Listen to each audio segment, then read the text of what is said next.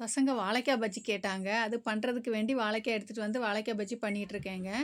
இப்போ பசங்களுக்கு டெஸ்ட் நடந்துட்டுருக்கு. அதனால காலமே போயிட்டு ஒரு 12:00 வீட்டுக்கு வந்துருவாங்க. காலமே அவசர அவசரமா ஒரு பிரெட்டு, ஜாமு இல்லன்னா ஒரு தோசை அப்படி சாப்பிட்டுட்டு போயிருவாங்க.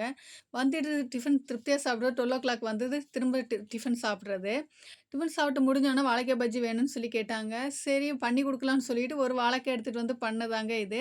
மசாலா எதுவும் கடலை மாவு எதுவும் எடுத்து நான் ரெடி பண்ணல. டைரக்ட்டா கடையிலருந்து கடலை மா அ பாக்கெட் பஜ்ஜி போண்டா பாக்கெட் மாவு விக்குது. அத வாங்கிட்டு வந்து கலக்கி போட்டு வாழைக்காவ போட்டு ஃப்ரை பண்ணிட்டேங்க. அதில கொஞ்சம் சால்ட் ஒண்டியா தான் ஜாஸ்தி போட்டேன்.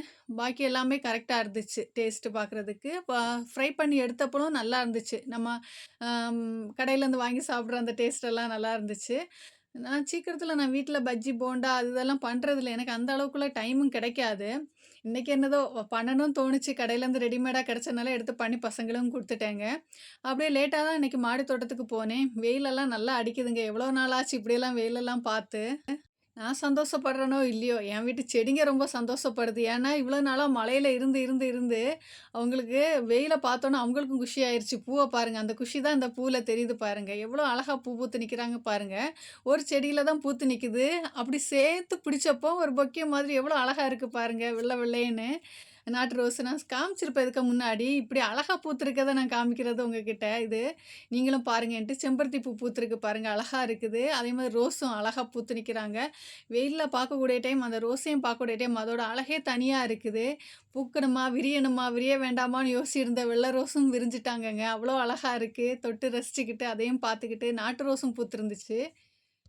எல்லாரையும் பார்க்க மலையில மலையில இருந்து அந்த மலையோட தண்ணியோட உரவும் எடுத்துக்கிட்டு, இப்போ அந்த ஃப்ரெஷ்ஷா இப்ப அந்த பூல வெளிப்படுத்துறாங்க பாருங்க. மலையில இருந்த அந்த எனர்ஜிய இந்த பூல இப்ப வெயில் காலத்துல அந்த பூவா தந்து நமக்கு அந்த அழகு வெளிப்படுத்துறாங்க. அவ்வளோ அழகா இருக்கு பார்க்குறதுக்கு. வெயில்ல இந்த பூக்களெல்லாம் பார்க்கக்கூடிய டைம் அவ்வளோ அழகா இருக்குங்க. இதெல்லாம் 2 நாளைக்கு முன்னாடி நான் காமிச்சிருப்பேன். மொட்டா நிக்கிறது, ரோஸ் சரிஞ்சு போய் மழையில நிக்குது அப்டின்ட்டு.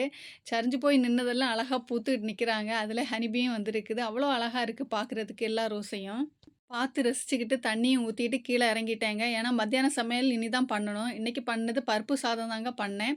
சீக்கிரத்தில பண்ணி முடிச்சுக்கிட்டு இன்னைக்கு கடைக்கு சீக்கிரமா போணும். அதனால இன்னைக்கு சீக்கிரமா பருப்பு சாதம் தான் பண்ணி முடிச்சேன். ஏன்னா வேலையும் சீக்கிரத்தில முடிஞ்சிரும். எனக்கு ரொம்பவும் பிடிச்ச சாப்பாடு வேற. பருப்பு சாதம் பண்ணிக்கிட்டு, சாப்பிட்டுக்கிட்டு கடைக்கு போயிட்டேங்க. ஒரு ஃப்ரெண்டு கேட்டிருந்தாங்க. சவ் சவ் என்ன ஆச்சுன்னு சொல்லிக்கிட்டு எனக்கு கமெண்ட்ல கேட்டிருந்தாங்க. அவங்களுக்கான பதிலா நான் நாளைக்கு குடுக்குறேங்க. இந்த வீடியோ புடிச்சா லைக் பண்ணுங்க.